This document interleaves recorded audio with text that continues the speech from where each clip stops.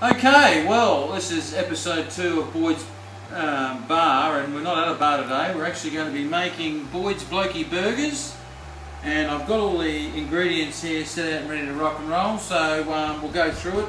It's as simple as this. If you're going to feed 4, I think you get about 8 or 9 burgers. You'll need about 500 grams of mince.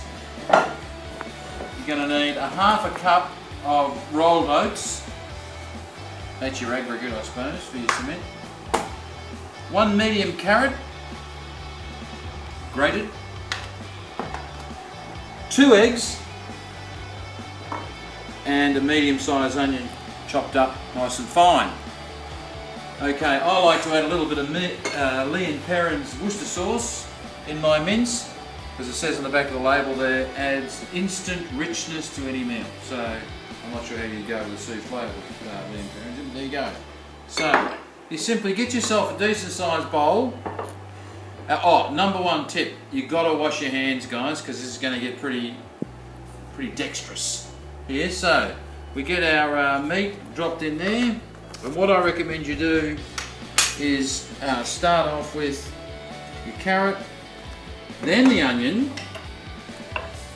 Let's throw it all in the bowl. Then the eggs. Just smash these babies open there. Lovely. And then give that a mix up with your hands. And this is the fun bit.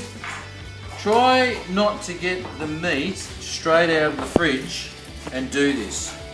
Try and let it sit for a while, because fair income your fingers will just freeze.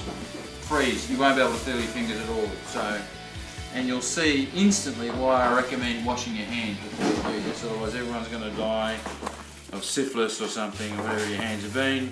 So there we go. Give that a good mix up. You're getting a good close up there, Robert, of that. Robert, my trusty cameraman. See that? Oops, look at that. And you can make all sorts of gooey. Look at that. It's like Play-Doh. Look at that. Right. So we've got all that organised. Now do the last step, which is the rolled oats. Now, the rolled oats is obviously the binding agent. Simply throw a little over the top of that and do the same thing again. And the other thing you want to make sure when you're doing this project is do everything you want to do that's not involved in making this meal before, because you end up with goop all over your hands, and all of a sudden you've realised the toilet roll needs changing and it gets really ordinary when you're trying to change it. You've got to wash your hands and then do the toilet roll and then come back, and we don't recommend that. So there we go, and it's as simple as that. There you go, simple as that. Smash that all together, and now we'll just edit this. We're going to go outside to the barbecue and we'll cook them.